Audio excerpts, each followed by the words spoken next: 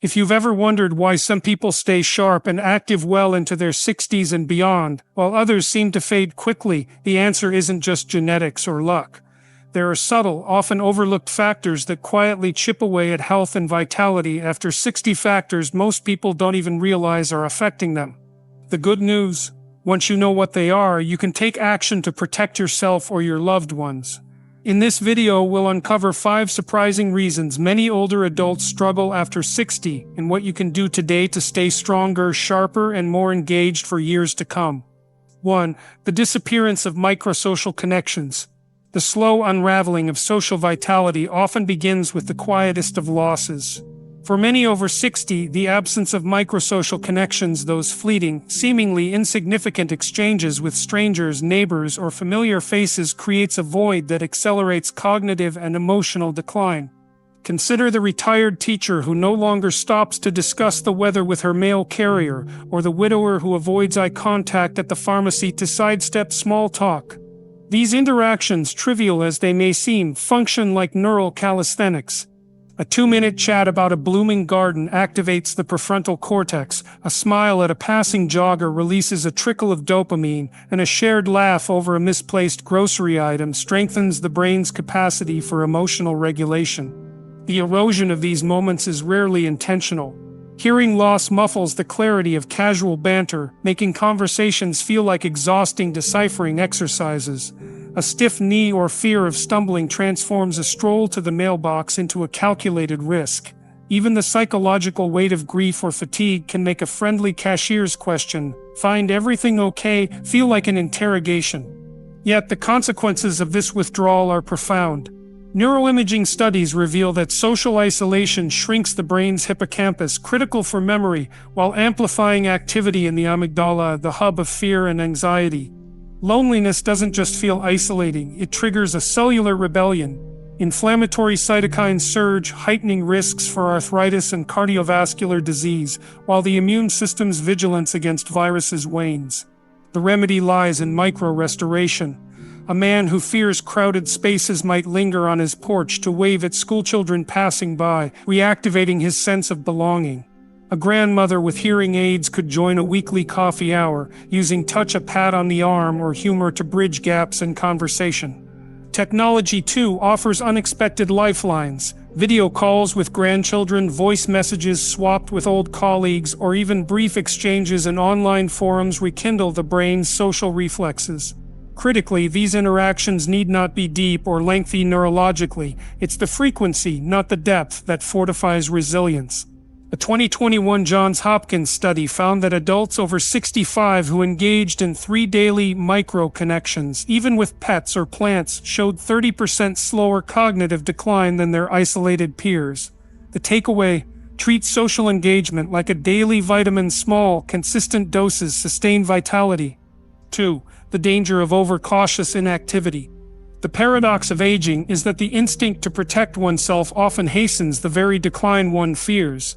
A woman who stops climbing stairs to save her knees unwittingly weakens the quadriceps that stabilize her joints. A man who swaps walks for marathon TV sessions disrupts the fluidity of his gait, making falls inevitable. This overcautious inertia stems from a misinterpretation of the body's needs. While youth thrives on intensity, longevity thrives on consistency. Muscle atrophy begins as early as 30, but after 60 the rate triples, a phenomenon called sarcopenia. Without resistance, the body cannibalizes muscle fibers for energy, leaving bones brittle and balance precarious. Yet the solution isn't grueling gym sessions. Adaptive movement tailored to individual limits rewrites this trajectory. Chair yoga, for instance, maintains hip flexibility without floor poses. Water aerobics cushions joints while building endurance. Even mundane acts like standing on one leg while brushing teeth or heel raises during commercials reactivate dormant stabilizer muscles. The psychological barriers, however, are formidable. Fear of judgment, "I'll look silly using a walker," or injury, "What if I trip?" often overrides logic. Here, reframing is key. A cane isn't a symbol of frailty, but a tool for autonomy, one that enables a trip to the farmer's market or a stroll through an art gallery. Communities play a role too. Urban senior corridors with ample benches encourage walking breaks, while intergenerational fitness classes replace intimidation with camaraderie. Research underscores the urgency. A 2023 Mayo Clinic trial found that adults aged 70-85 who added 20 minutes of daily movement, stretching, light weights, walking reduced their risk of mobility loss by 52% over 5 years. Their bodies became more efficient at oxygen use, their brains more adept at neuroplasticity. Motion, in essence, is the antidote to stagnation, a way to whisper to the body, "You're still needed." 3. Disrupted sleep from poor light exposure. The human circadian rhythm is a maestro, orchestrating hormones, body temperature, and neural activity into a 24-hour symphony. Yet as eyes age, their lenses yellowing, pupils shrinking, the maestro's baton falters. Diminished light intake, especially in the morning, muffles the production of cortisol, the wakefulness hormone, and delays melatonin release, fracturing sleep into shallow, unrefreshing fragments. Retirees often fall into a light poverty trap: drawn curtains against glare, skipped morning walks due to stiffness, and evenings spent under the cold glow of LEDs. This imbalance confuses the suprachiasmatic nucleus, the brain's internal clock. Without sharp contrast between daylight and darkness, the body drifts into a metabolic fog. Insulin sensitivity drops, raising diabetes risk. Fragmented sleep prevents the brain's glymphatic system from flushing Alzheimer's-linked beta-amyloid proteins. The corrective is deliberate light hygiene. Morning light, even 10 minutes through a kitchen window, triggers a cortisol spike that promotes alertness and resets melatonin's timer. For those in northern latitudes, dawn simulators lamps that mimic sunrise can compensate. Post-sunset, the goal is to mimic ancestral evenings: amber-toned bulbs, screen filters blocking blue light, and tactile hobbies: knitting, puzzles replacing TV binges. Timing matters. A 2022 UC Berkeley study found that adults who got sunlight before 10 a.m. fell asleep 22 minutes faster and had 14% deeper REM cycles than those who didn't. Light's impact transcends sleep, it's a cognitive preservative.